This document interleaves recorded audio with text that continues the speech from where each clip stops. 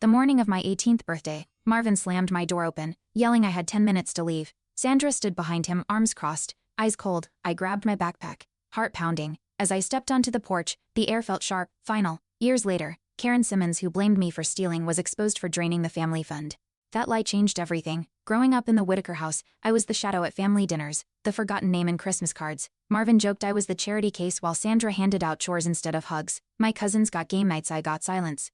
The only warmth came from the porch swing, where I'd watch the stars alone. I didn't know then how much that quiet hurt would shape the way I saw love and trust. Karen Simmons visited often, always with fake smiles and loud compliments. She'd stroke my hair, say I was too pretty for a foster kid, then slip money to Marvin. I once caught her whispering with Sandra about keeping me grateful. I thought they were helping me. I clung to their kindness, desperate to feel wanted. Only later did I realize they weren't building family.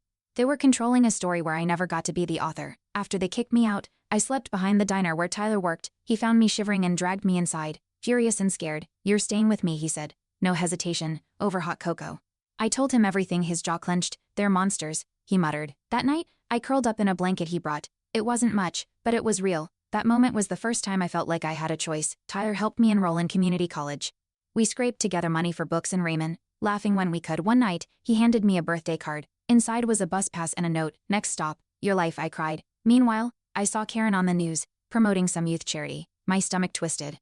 That woman used to sneer when I asked for seconds. I began to wonder how much of my story was built on lies. A year later, I met Jasmine at a campus event. Her laugh broke through my walls. She asked about my past, and I told her in pieces. She didn't flinch. She listened. When I introduced her to Tyler, they clicked instantly. We became a trio of late-night talks and ramen feasts. For once, I felt surrounded by people who saw me, not my trauma. But a voicemail from Marvin shattered that calm. "We need to talk, urgent." Tyler urged caution. Jasmine, ever compassionate, said, "Baby, they've changed." I called Marvin back. He said Karen accused me of stealing again this time, claiming I hacked her bank account. My hands shook. Tyler dug into public records while Jasmine pulled up Karen's social media. Nothing added up, but the fear returned. If she lied once and nearly destroyed me, what could she do now with more power and followers? The past wasn't buried, it was circling back. Jasmine found a fundraiser Karen launched supposedly for foster youth, but the money trail looked suspicious. Tyler noticed a luxury car in her recent post, matching the model she'd denied owning years ago. I started compiling screenshots, building a file. My breath caught when I saw my name in her comments twisted into a cautionary tale. I was done running. If they wanted to bring up the past, I'd meet them there with truth, receipts, and a voice they cowed in silence. I emailed Karen directly, attaching the screenshots and a demand for answers. Her reply dripped with condescension. "You always did misunderstand generosity." I printed it out, highlighted every lie. Then I requested a meeting. Marvin, Sandra, Karen, and me. Jasmine stood by my side, hand in mine. Tyler set up a voice recorder. In that room, Karen smirked, thinking she was untouchable. But I wasn't a child anymore. I looked her in the eye and said, "Let's talk truth." Karen's confidence cracked when Tyler played the voicemail she left him years ago, laughing about teaching that brat a lesson. Sandra's face paled. Marvin shifted uncomfortably. I laid down the printed fundraiser data, circled in red. "This isn't generosity. It's theft." Karen tried to speak, but Jasmine cut in. "You hurt people," and smiled doing it. The room turned quiet. For the first time, they saw me not as a burden but as someone standing firm, unshaken, undeniable. Karen stormed out, muttering threats. Marvin followed. Silent. Sandra stayed, eyes wet. "We didn't know," she whispered. I almost laughed. "You chose not to." Jasmine stepped closer. "You don't get to rewrite this." Sandra nodded, defeated. Later, I filed a formal report with the nonprofit board backing Karen's charity. Tyler edited the audio. Jasmine helped me draft the statement. I wasn't afraid anymore. I wasn't alone. Every lie they told was unraveling, finally, publicly, and with my name intact. The nonprofit launched an investigation. Karen's fundraiser went offline. Media outlets picked up the story after an anonymous tip. Tyler's idea. I was interviewed, my face blurred, voice steady. Jasmine squeezed my hand off camera. "You did this," she said. For the first time, I felt powerful, not spiteful, just certain. The girl they tried to erase was now the woman taking the mick. And they couldn't stop it. Their empire of lies was crumbling, and I was still standing. Karen's ex-employee messaged me anonymously. She had copies of emails showing Karen funneling donation money to a private account. I offered to meet. Jasmine insisted we go together. The woman arrived, nervous but determined, and handed over a flash drive. "I stayed quiet too long," she said. "That drive held everything." Suddenly, it wasn't just my word, it was proof, and it meant Karen couldn't hide behind excuses or charm anymore. Her curtain was about to drop. I submitted the flash drive to the investigators. Within days, Karen's name was scrubbed from the nonprofit's site. A public statement followed. We denounced fraudulent actions. Her followers turned. Screenshots of her bragging about donations vanished. But it was the apology text that stunned me. I was wrong.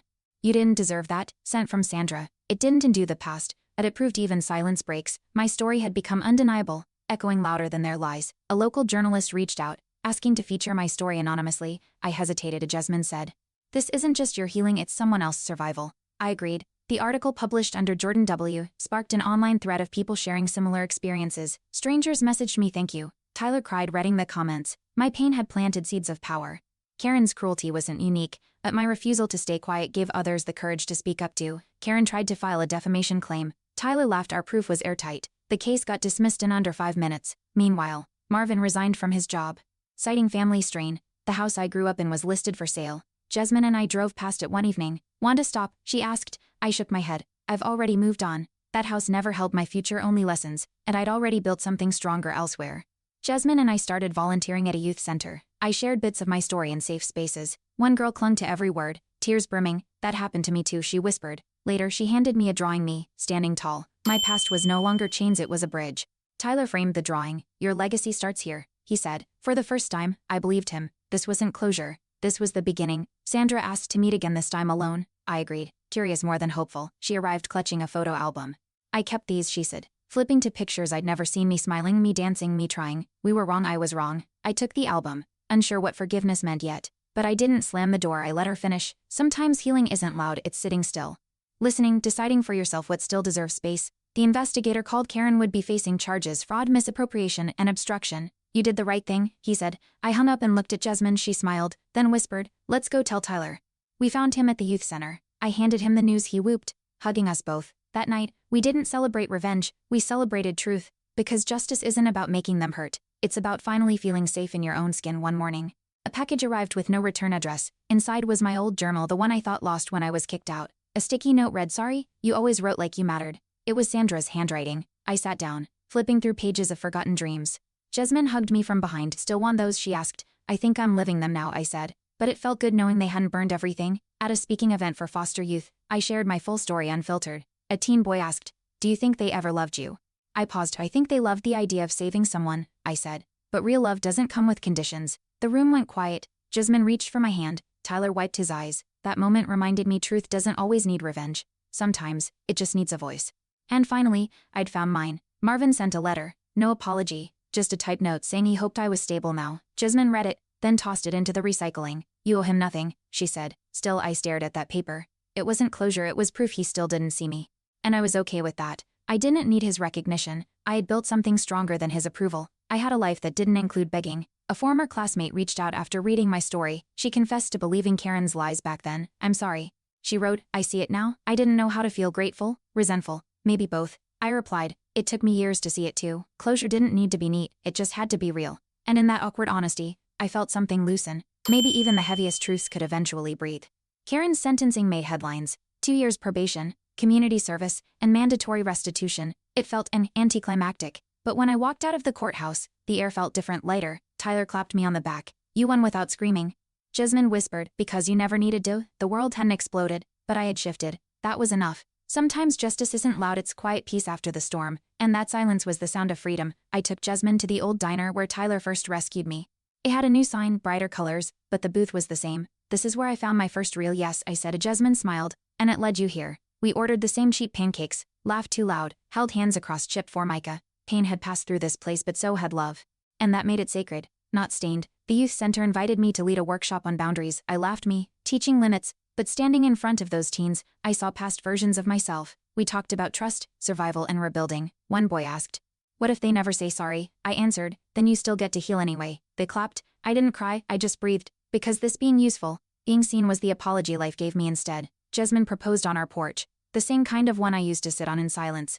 She had candles, a soft playlist, and tears in her eyes. You taught me what family means, she said. I said yes before she even finished. That porch wasn't about loneliness anymore. It held laughter, hope, and our future. It wasn't just a moment, it was a reclamation. Everything they denied me, I was now giving to myself. We hosted our wedding at the youth center, surrounded by the very kids we once mentored. Tyler officiated, choking up during his speech. Sandra sent flowers, not a note, just daisies and sunflowers. I kept them. Forgiveness doesn't always need contact. Sometimes it's just no longer needing revenge. As we danced, I caught Jasmine's eye. I mouthed, we made it, she smiled. We're still making it. That night, I slept without nightmares for the first time in years. The youth center renamed a room the Whitaker Lounge.